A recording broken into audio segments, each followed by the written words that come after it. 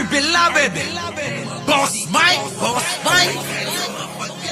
Severa.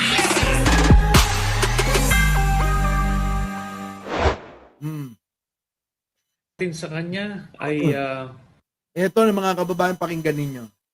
Alam nyo, etong tao na to, si Senator Trillanes na minsang kinainisan ninyo. Kayo, i-analisa ninyo habang nagsasalita, habang nagpapaliwanag, at habang gustong ibigay sa inyo yung kanyang mga opinion at pananaw. Pag-anuin nyo lang, pag nilay-nilayan ninyo, pag-isip-isipin ninyo, tignan nyo magsalita ito. At habang siya'y nagsasalita, isipin nyo si Digong. Isipin nyo si Digong. Halimbawa, o ikumpara nyo siya kay Digong habang nagsasalita. Mga kababayan, sige na. Pasok, Ito na. Ito na, pasok. Sabi dito, Sir Mike, di kain, wala ka. Malungkot na background music ni Bong. Wala na, natalakay ko na to, boss. Oo, pinglak sa mana. Natalakay ko na. Ito na.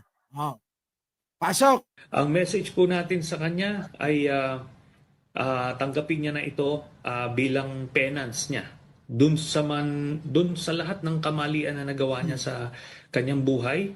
He can take advantage of this to purify his soul, no?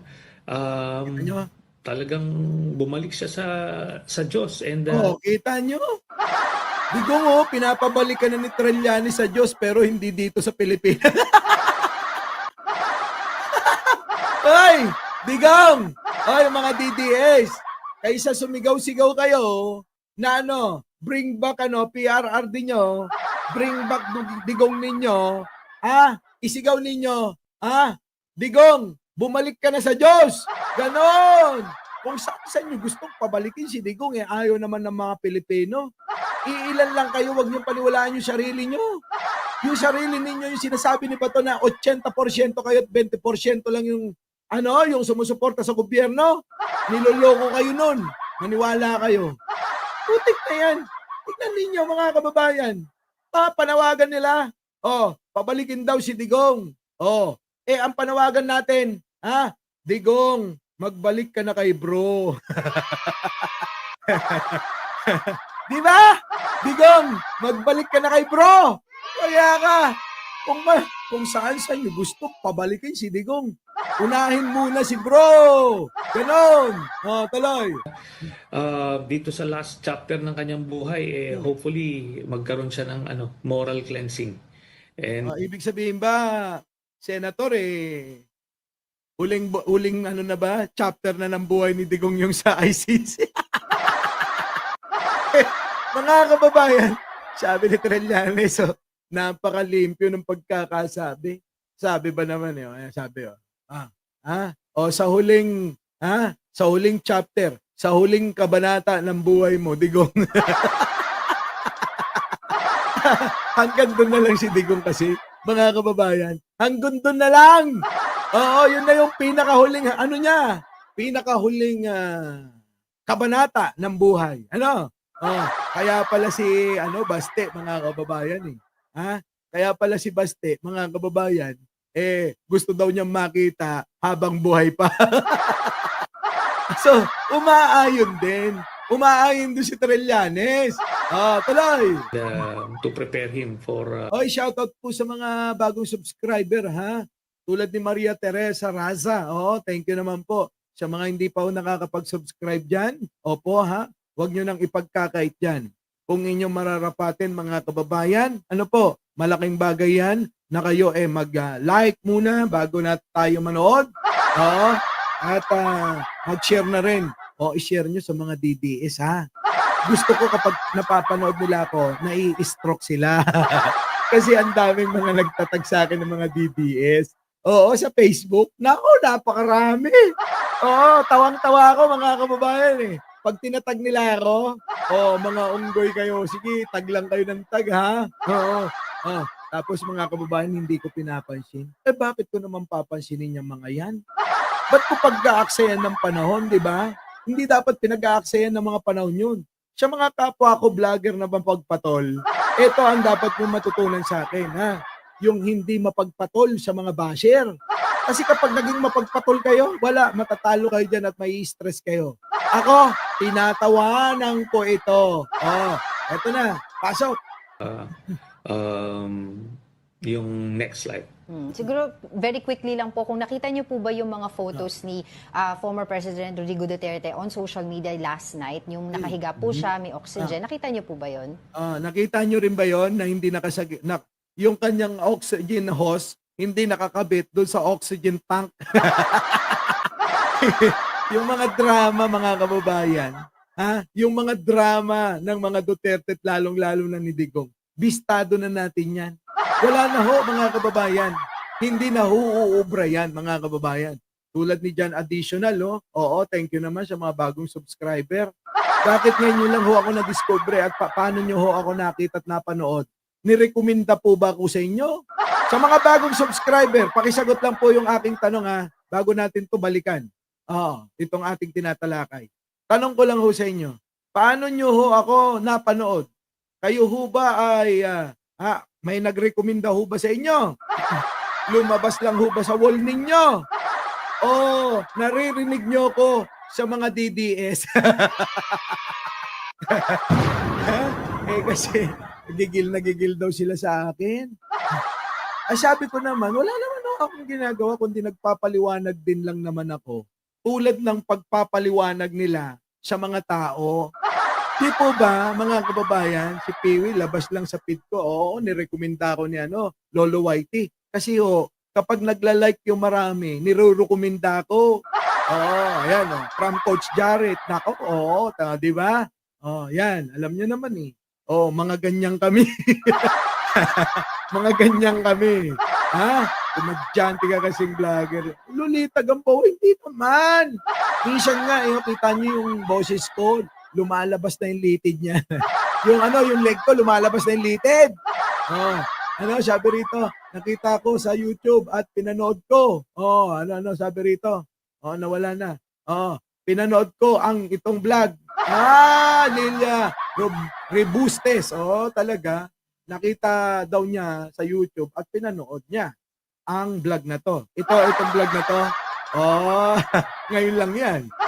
Ito na, mga kababayan. Sel Ordanyes. Nako, talaga. UTW time pa. Matagal-tagal na. Ito na, mga kababayan. Recommended by YouTube. Nako. Yung po yun eh. Kasi nire-recommenda kahit sa mga DDS. Kaya tuloy yung mga DDS, galit na galit kapag ka nakikita ako nagsasalita at nagpapaliwanag. Kasi daw, bakit daw ako ganito magpaliwanag? Ano ba yung paliwanag ko sa paliwanag nila? Magkaiba ba? Talagang magkaiba. Magkaiba ng estilo. Kasi sila, hirap na hirap magsinungaling. Tayo, normal na normal na mga kababayan, magpaliwanag at magbigay ng mensahe sa inyo.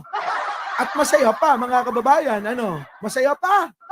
Rosie Dadoy, sa YouTube, sa Facebook, sa mga hindi pa nakakapag-subscribe, ay follow, subscribe sa page ko. Puntahan niyo, mga kababayan, napakaraming mga doon, troll. Ito na, mga kababayan. Punta na natin si Mayor Trillanes. Pasok. Siguro, very quickly lang po, kung nakita niyo po ba yung mga photos ni former President Rodrigo Duterte on social media last night, yung nakahiga po siya, may oxygen, nakita niyo po ba yun? Yes, lumalabas yun. Kasi lahat po ng mga supporters niya, of course, naawa. Kayo po ba? Naawa po ba kayo? Una-una, pinopoint out nga ng mga kasama namin, hindi nakakabit daw yung tube doon sa gas, doon sa oxygen mismo. Pero ito yan. Kita niyo, mga kababayan, di ba? Sa sobrang drama nila, sa pagmamadali, mga kababayan, ultimo yung oxygen hose. Hindi ho na ikabit, doon sa oxygen tank. Pero nakakabit ho sa ilong. Di po ba, mga kababayan? Sabi ni Chelo, UTW time, tawang-tawa ako sa mga panaginip mo. Kita nyo, noong pa man masayahin akong tao. Di ba?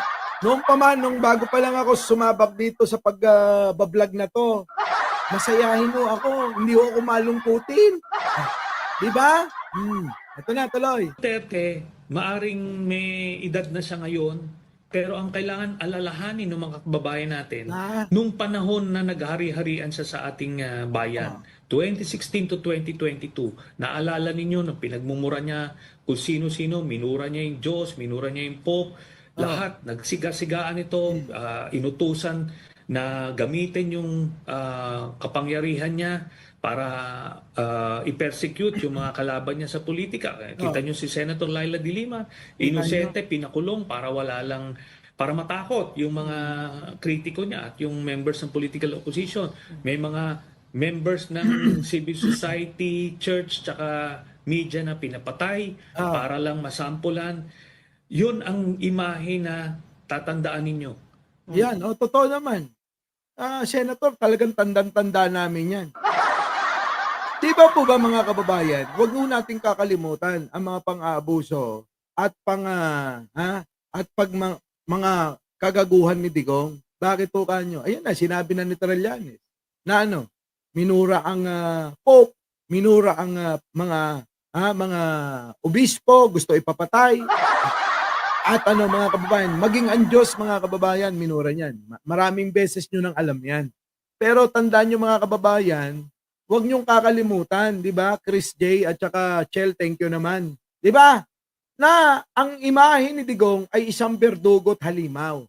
Yun yung gusto niyang rito ipatid sa atin.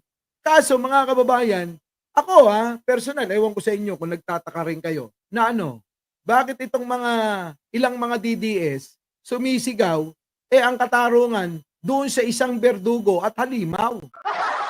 Diba? Hindi po ba dapat yung tao na yan, hayaan na lang at mag-move on na lahat.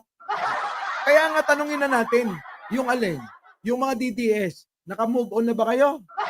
Kasi lumipas na ang linggo, hindi pa rin hindi pa rin na nangyayari yung hinahangad ninyo. Na palitan si Sara Duterte, si Pangulong Bongbong Marcos ni Sara Duterte sa Malacanang. Wala pa rin nangyari. Bagkos, alam nyo, yung totoo, yung matitinong tao, lalong nanggigil. Saan? Kay Digong at kay Sara. At sa mga Duterte. At sa mga iba. Tignan nyo kung sino mga namumuno dyan. Sino namumuno? Si Panelo, si Bongo, si Bato. Sino pa? Si Baste. Walang yung Baste na yan mga kababayan, namumuno ngayon. Pobreng nanay, thank you naman.